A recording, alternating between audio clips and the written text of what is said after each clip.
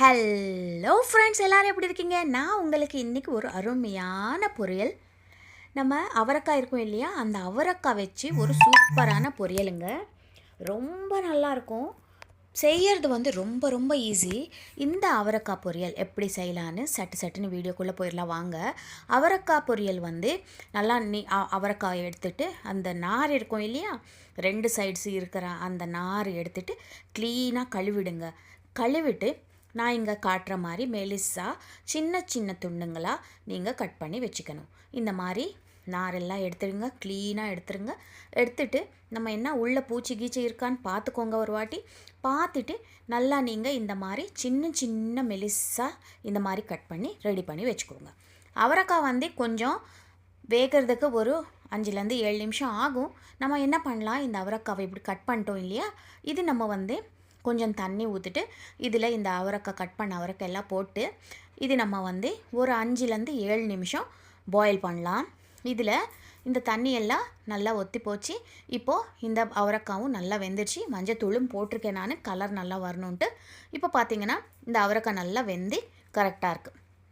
இப்போ நம்ம என்ன பண்ணலாம், கடாய் சூடு பண்ணிவிட்டு இதில் ஒரு 2 ஸ்பூனு எண்ணெய் விட்டுக்கோங்க. இதில் ஒரு அரை ஸ்பூன் கடுகு, அரை ஸ்பூன் ஜீரகம் போட்டுக்கோங்க. போட்டுட்டு கொஞ்சோண்டு உளுந்து, அப்புறம் கடலைப்பருப்பு எல்லாம் போட்டுக்கோங்க. அப்புறம் 2 காஞ்ச மிளகா போட்டிருக்கேன். அப்புறம் கருவேப்பிலை போட்டுக்கோங்க. அப்புறம் பூண்டு, மெலிசாக கட் பண்ண பூண்டு, இந்த மாதிரி ஒரு 10 பூண்டு எடுத்துக்கோங்க. எவ்வளோ பூண்டு போடுறீங்களோ அவ்வளோ சுவையாக இருக்கும். கருவேப்பிலை போட்டுக்கோங்க. பெருங்காயத்தூளும் போட்டுக்கோங்க.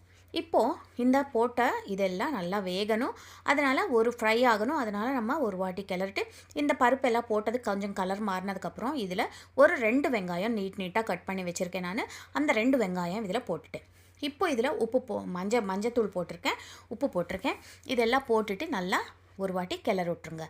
மஞ்சத்தூள் உப்பு போட்டதுக்கப்புறம் நம்ம முன்னாடியே வேக வச்சு எடுத்து வச்சுருக்கோம் இல்லையா அவரைக்காய், அந்த அவரைக்காய் இதில் போட்டுடலாம். அவரைக்காய் ஆல்ரெடி வெந்துச்சு, வெங்காயம் வேகிறதுக்கு ரொம்ப டைம் எடுக்காது இல்லையா.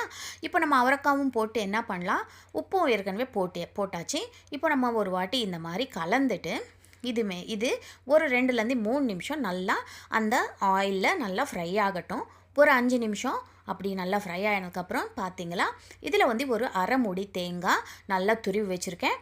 அப்புறம் ஒரு அரை ஸ்பூன் காரம்னா நார்மல் சில்லி பவுடர் தாங்க, நார்மல் மிளகாத்தூள் இதில் போட்டுருங்க.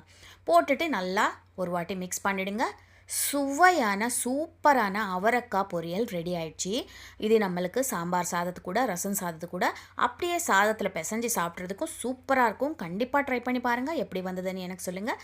அது வரைக்கும் உங்கள்